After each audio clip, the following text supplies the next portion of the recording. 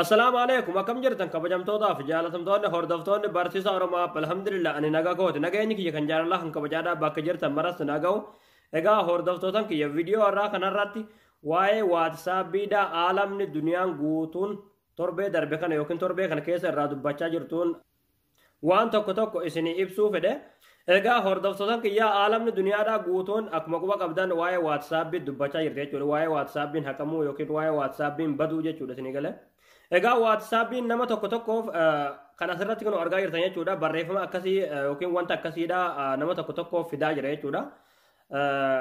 Duniyaan akka itti irraa dubbataa jirtu jechuudha. Amma yoo asirratti agrii kana kiliik itti gootan jechuudha. Asirratti kun amma kan argaa jirtan kana jechuudha. Agrii kana yoo kiliik itti gootan iccitii keessan hunda arguu danda'anii waan isin namaa walii ergitan lakkoofsa isin sajjalattanii qabdan hunda namoota hiriyootan keessan jechuudha isin galee. Hatta mobaayila keessanillee qafoo mobaayila keessanii hunda beekuu danda'anii bakka isin jirtan yaani waa baay'ee dubbatamaa jira jechuudha isin galee. Asirratti wanni isin seemuu barbaadu jechuudha. Wanti nama cinku tokko illee hin jiru jechuudha. Akka dubbatamu miti jechuudha. Wanni hundi jechuudha isin galee. Haa ta'u malee irra caalaan namaadha WhatsAppii ofirra haqee jechuudha kan barreeffama na dubbatti argaa jirtan kana fideeffaan namoonni baay'een haqee gama telegiraamiidha deebi'uutti jiran jechuudha isin galee. Egaa akkuma beektan telegiraamiin baay'ee tokko bareedduudha baay'ee tokko michuudha jechuudha. WhatsApp irra baay'ee tokko filatamtuudha jechuudha. Amma jechuudha asirratti kan akkuma argaa jirtan jechuudha duuba irratti jechuudha. Guyyaa sadii keessatti yookiin sa'aatii 72 keessatti jechuudha namoota miliyoona 25 olituun daawuloodii godhe jechuudha isin galee. Yookiin akkuma asirratti argaa jirtan jechuudha nama miliyoona 500 biratuun daawuloodii godhe itti fayyadamaa jira jechuudha. Irra caalaan itti deebi'ee jira jechuudha. Akkasuma barnaamija tokko kanuma akka WhatsAppii tokko jechuudha alamni duniyaan guutuun daawuloodii godhadhaa yookiin itti fayyadamaa jettee walii himuutti jirti jechuudha isin galee. Signal jechuudha isin gala.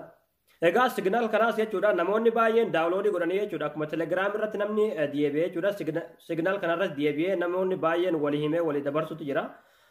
Akkuma telegiraamii san jechuudha namoota miliyoonaan lakkaa'amutuun daawuloodii godhee itti fayyadamu tura.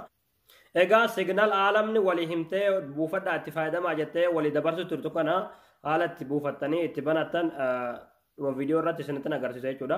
Kanaafuu hordoftoon kiyyaa telegiraam silaa namoonni baay'een silaa isin fayyadamtanii telegiraamni appilikeeshinii baay'ee tokko filatamaa kan ta'edha bareedaadha jechuudha.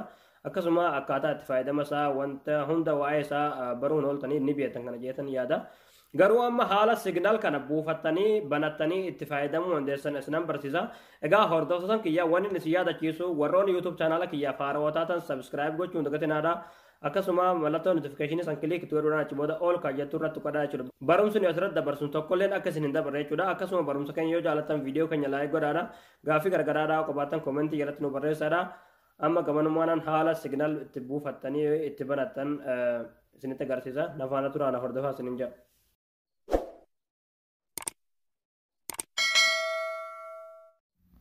Hayyee hordoftootaan kiyya barnaamija signal jedhamu kana buufachuudhaaf akkuma beekamu pilaastorii keessan keessa ni galtanii. Achi booda bakka seerchii kanarratti jechuudha signal jettanii barreessanii. Egaa kan wanni kanuma asirratti argaa jirtan kana ani buufadhee waan qabuuf oopinuma naaf ta'a oopin irratti hundee isinitti agarsiisa. Oopinii kilikni gootanii yeroo buufattanii. Achi booda koontiniyuu kilikni gootanii. Ammallee koontiniyuu kilikni gootanii. Haalloon gootan kana jechuudha haala kanaan.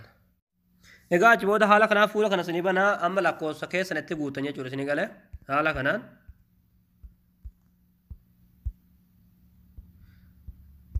Achi booda next kilikni gootanii.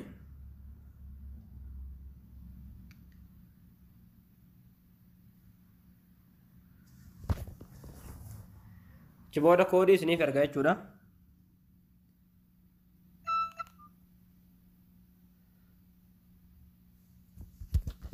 Egaa achi booda haala kanaan isinii banama. Ammallee maqaa keessanitti guutu jechuudha isinii galee. Maqaa keessanitti guutu jechuudha.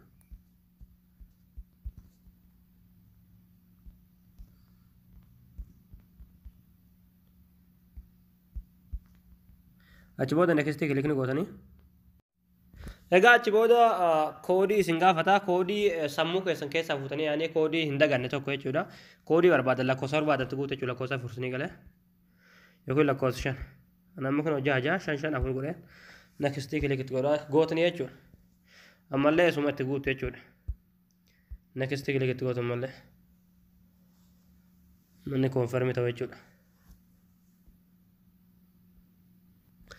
egaa achi booda kun akkuma argaa jirtan kun haala kanaan banamee jira jechuudha. Amma akkuma WhatsApp jechuudha itti fayyadamni isaa jechuudha isin galee qalama kanarratti kilik gootanii achi booda kun isintin agarsiisa. Suuraa nama erguu barbaadan sagalee nama gochuu barbaadan yaani hundumaa jechuudha isin galee akkuma itti fayyadamu WhatsApp isiniiti jechuudha isin gala. Ammallee piroofaayilii itti godhachuu barbaadan jechuudha akkuma WhatsApp suuraa asirratti kilik gootanii. Ammallee kaameraa kanarratti kilik gootanii. Ammallee kaameraa kanarratti kilik gootanii. Achi booda suuraa barbaadan filattanii itti godhachuu dandeessu jechuudha isin gala.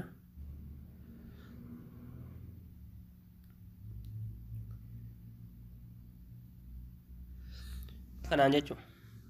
Haala kanaan jechuudha achi booda seef kan jettuun kilik gootanii kalaas piroofaayilii itti godhatanii jirtan jechuudha. Namoota qaban argachuudhaaf raayitii kanarratti kilik gootanii. Namoota signaal kana qaban xawwaalii akkuma WhatsApp san isinii fide jechuudha isinii galee. Haala saniin namoota hiriyootan keessanii wal qunnamuu dandeessu jechuudha. Egaa aalamni duniyaadhaa kana waliin dabarsaa jirti.